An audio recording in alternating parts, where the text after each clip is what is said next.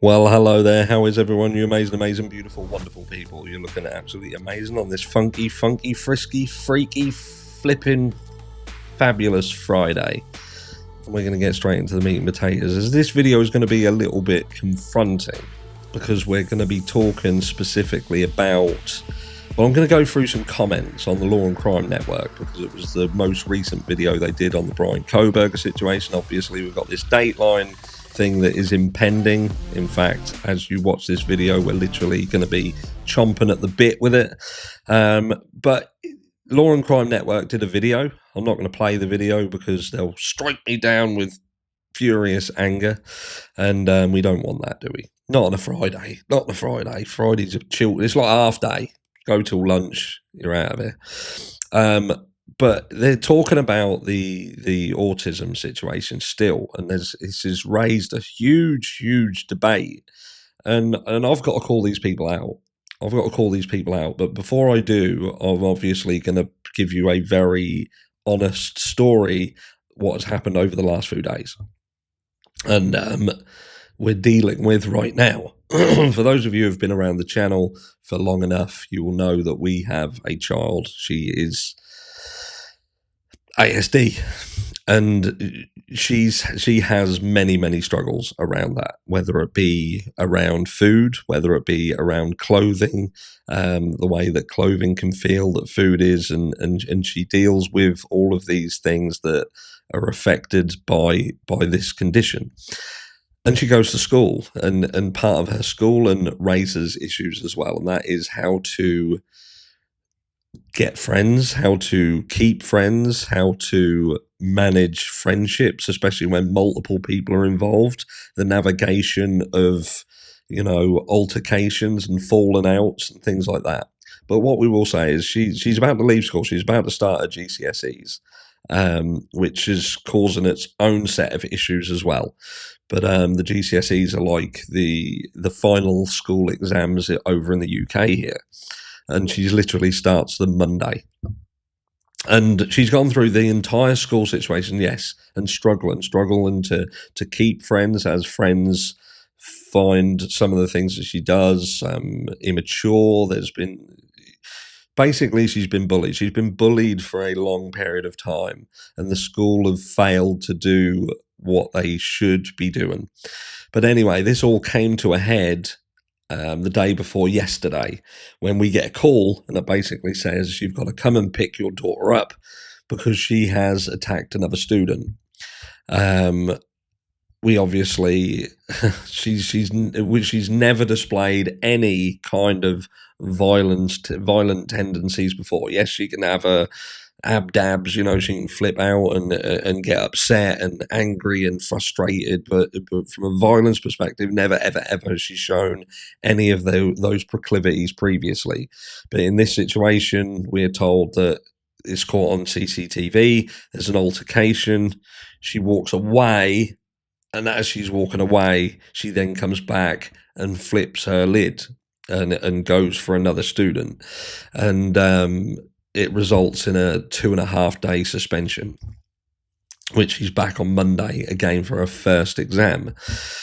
Now, we could turn around and say that, we are her parents, will turn around and say we don't condone this in the slightest. What she did was absolutely wrong, and she deserves the punishment for it, and it is unacceptable.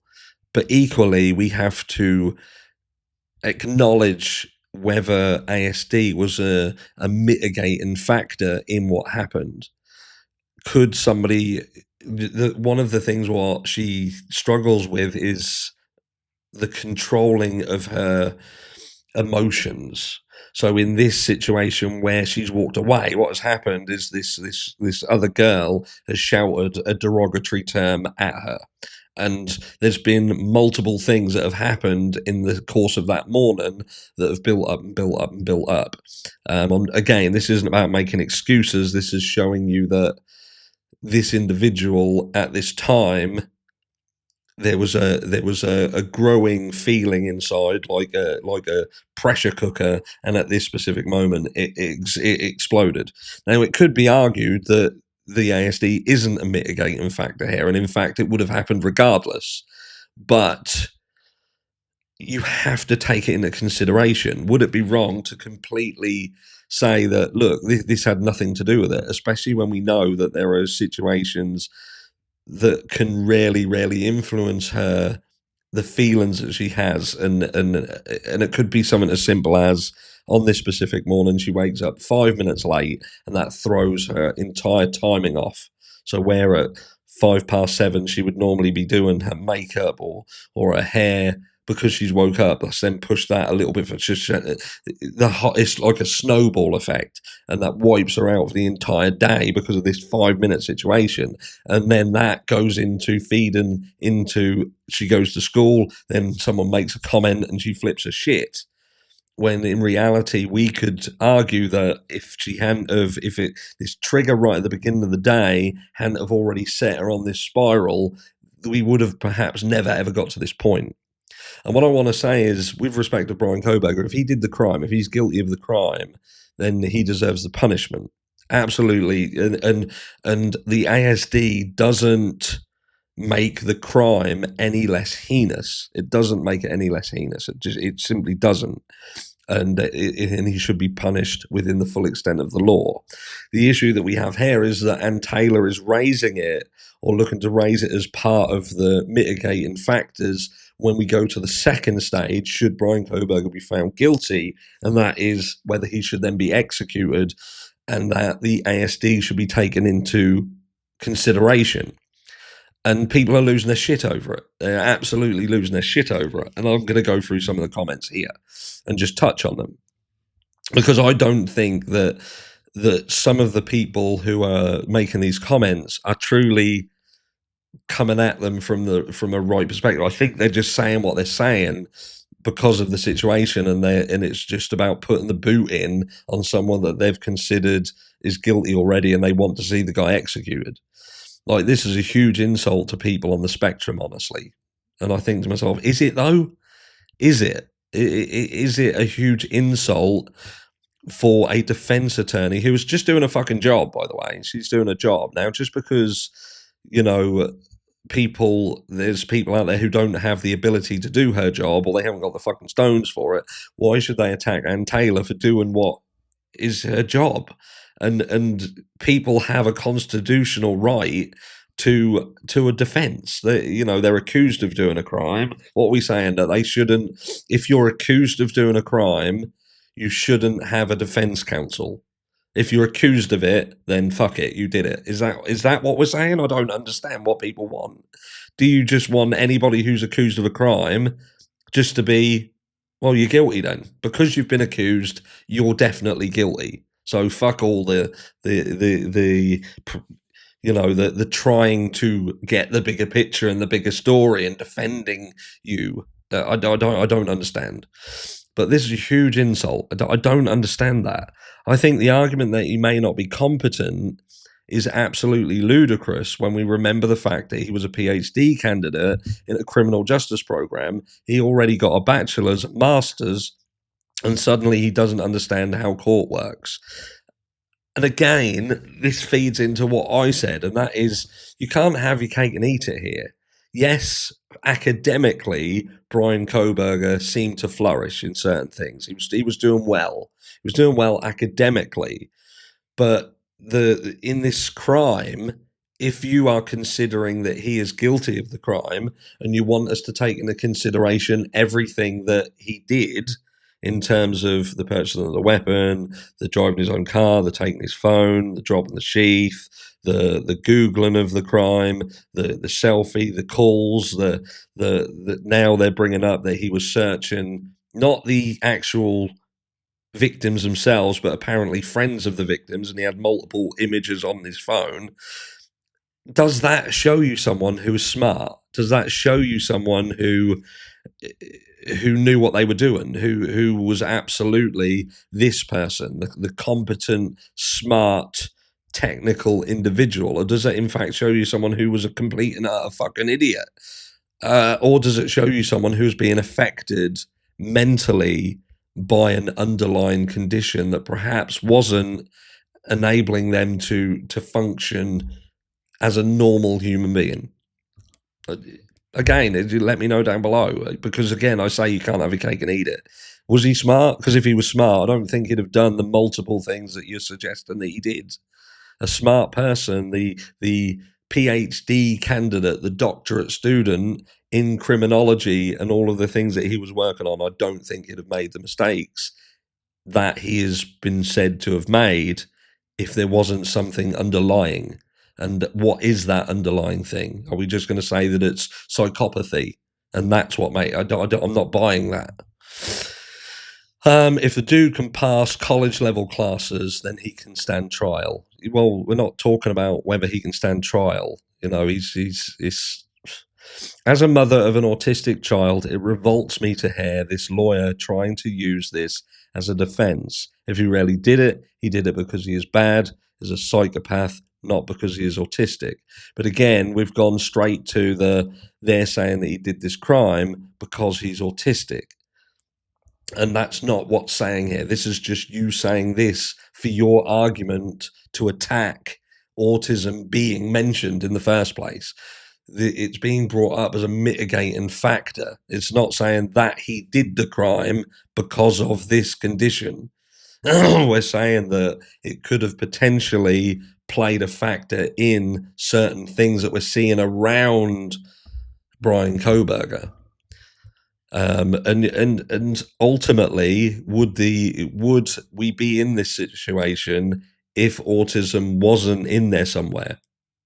It's you have to consider it. You have to, as a defense counsel, you have to use every single tool that you've got. That is Ann Taylor's job. This is about attacking someone doing their job for an individual who is accused of a crime. Like, as a parent of a child with autism, I think it's absolutely disgusting what Ann Taylor is doing. And in these comments, they literally go into attacking, you know, herself, Ann Taylor. And it says, you know, as is also society's job to judge her and her actions and her words in light of all that's happening. Yes, it's her job, but she is defending someone who was per evil with disgusting and reprehensible suggestions that shock decent people. She has no right to be seen as a normal human after this. That is the price defense attorneys pay for taking in clients like this. I don't understand. But this here puts all in a nutshell, doesn't it? Defense attorneys hold up their half of a lot of constitutional rights, and without them, we all have far, far fewer rights.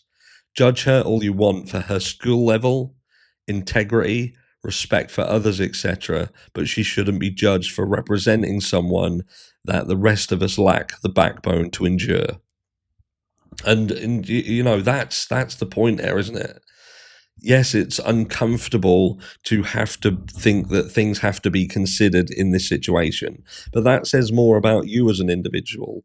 If you are sitting there pre-trial and you're just basing your conclusions, your thoughts and feelings off of what you have seen already, and just decided, I've seen enough. I don't need to see anymore. He's dead to me. He's dead to me. Shoot him. Then you are going to then not like any single action that is taken in terms of trying to defend him, while simultaneously ignoring the right that it is his God-given right as part of the Constitution of the United States of America to be allowed to be considered innocent until he is proven guilty in a court of law. And that means that he is entitled to a defense. And part of that defense is that they should use every single tool in their arsenal to make people consider whether he is indeed guilty or not. And if he is indeed found guilty, whether there should be anything taken into consideration that would lead you to believe that death perhaps isn't the relevant punishment. And that's all this is. Because I will then go to say to you guys, do you think that we as parents, with respect of what happened with our child, do you think it is wrong for us to consider that ASD had any kind of influence whatsoever on what happened the other morning? Knowing full well that the impact of the day and how things were already going, we already knew that the second she left the house, things were on a downward spiral, and that it wasn't going to take a lot for her to have a bad day.